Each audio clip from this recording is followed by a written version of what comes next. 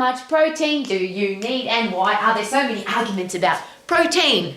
Milk, yogurt, cheese, meat, nuts, so animal products and plant-based products that have protein in them. How do we know how much we need? What does your body do with protein? Where does it store it? Do you use it for energy? Can you burn it up if you've got too much? What if you don't have enough? And there are lots of different questions that have lots of different answers. But I always ask the same question. Do you have a stack of energy? Are you performing at your best? Do you love what you see in the mirror? Do you love the way your body feels to touch? And are you getting the results that you want from your eating and exercise plan? If the answer is yes, whatever you're doing, please keep doing it. It's obviously working. If it's not, if you have to say no to any of those or all of those, then what do you need to change? And could it be that you need more protein or less protein or a different kind of protein?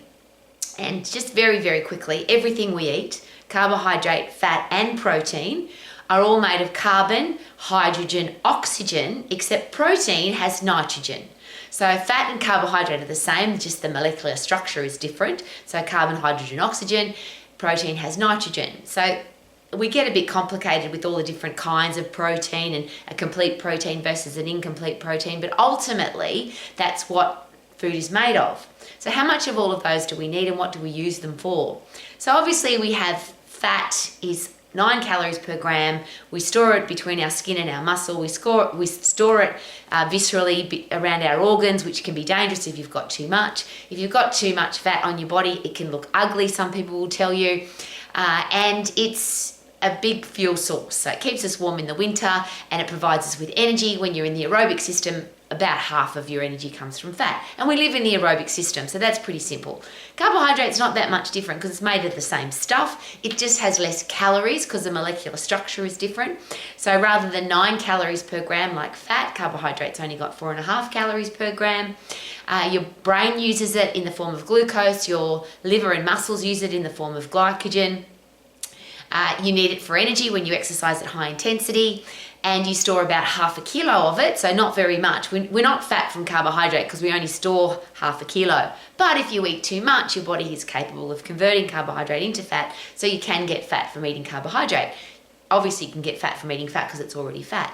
This mystery one, the protein, which is 4.5 calories per gram, we can use it for energy, but it's not a preferred energy source. So when you're in the aerobic system, you burn carbohydrate and fat. If you run out of either one of those, your body will go to the amino acid pool, which is what happens to all the proteins that you eat. And it will pull some amino acid out of the bloodstream to give you energy, but it's not a very good source. So what's protein for? And of course, our body's made of protein. Everything, your hair, your skin, your nails, your bones, all of the hormonal system, everything's made of protein. So every piece of protein that we eat, whether it comes from an animal or from a plant, goes into your digestive system, of course. Your digestive system sorts it all out in your gut, and then it gets distributed into your bloodstream. Half of that goes to your liver because your liver's got a lot to do with everything that happens in your body. And then the rest of it is distributed via the bloodstream in the amino acid pool. If you break a fingernail, your body replaces the fingernail with protein. If your hair falls out or somebody pulls your hair out, it has to be replaced, that's from protein. If you break down muscle tissue, which we're doing all the time because we're working all the time, and particularly if you do high intensity lifting, breaking down muscle tissue, that has to be repaired, it has to be regenerated, you have to supercompensate so you get stronger, and that all requires protein. So how much do we need? And that's a big argument. It has been suggested that somewhere between 1 to 2 grams per kilogram of body weight. And again, there's a big argument about that, but I always go back to, how do you feel? Do you have a stack of energy? Are you performing at your best? Do you look good? Do you feel good? Are you getting the results that you want? If the answer is yes, you're probably getting enough protein. The challenge with too much protein is, yes, the body can turn protein into fat as it does with carbohydrate. But if you get too much protein, it doesn't give you bigger muscles, for example, or give you energy, because it doesn't matter how much, and I always use this example, you can keep bringing bricks or wood or building supplies to a building. But if there's no one to build the building and if there's no one there to or the speed at which the builder can build the building. It doesn't matter how many bricks you bring, he can only lay those bricks at the speed that he can lay. So the human body does what it's going to do with protein at its speed. So you can overload it with protein, but it doesn't mean you're going to build any bigger, it doesn't mean you're going to build any better, it just means you're going to have excess protein. Now you could pee it out, that's what happens to most of those expensive protein products, because we have it now in bars and powders and bread and water. You can buy protein water now. So how much do you need? Somewhere, the argument is somewhere between 1 to 2 grams per kilogram of body weight. But I hate counting things. I hate counting calories. I hate counting fat grams. I don't want to count how much protein I'm eating. I just want to look in the mirror and love what I see. I want to have great hair, great skin, great nails. And if I have, that's awesome. If not, I'm going to have a look at, am I getting enough? If I'm not getting stronger when I'm strength training, I'm going to have a look at, am I getting enough? But the beautiful thing about protein is it's in most of our foods. And whether it comes from a plant or whether it comes from an animal, the joy of getting animal protein, so milk, cheese, yogurt, meat, is it's a complete protein. It has the essential amino acids, the ones that your body can't produce on its own, that they are completely in animal products. When you start eating protein from vegetables, from nuts, from tofu, from and there's a little bit in bread and cereal and all of the carbohydrate products, but they're technically not complete proteins. They're missing some of the essential amino acids. So there's the thing, if you have baked beans on toast, you might be getting complete protein from the bread and from the baked beans. But again, very complicated. If you are healthy, fit and strong, and this is where it becomes very exciting for me. If you are really fit and if you're really strong, your hormonal system works effectively, your digestive system works effectively. The system that takes food out of your gut and puts it into all the places, the nutrients that you need into all the different places to rebuild, to give you energy, to make you function as a human being, all of those systems work effectively.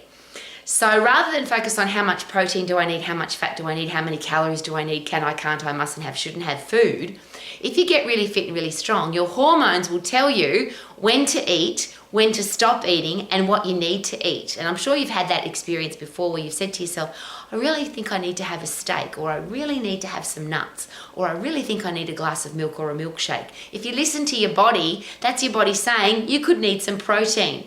Now, the interesting thing with most foods though, because they're made of carbon, hydrogen, oxygen and nitrogen, most foods have everything in them. There's very few one-only macronutrients. So even oil, butter, yogurt, cheese have all got some carbohydrates, some fat and some protein. And that's what food's all about, isn't it? Rather than trying to make it really complicated, eat what you like, don't eat what you don't like. Why would you waste calories on food that you don't like? And listen to your healthy, fit, strong body.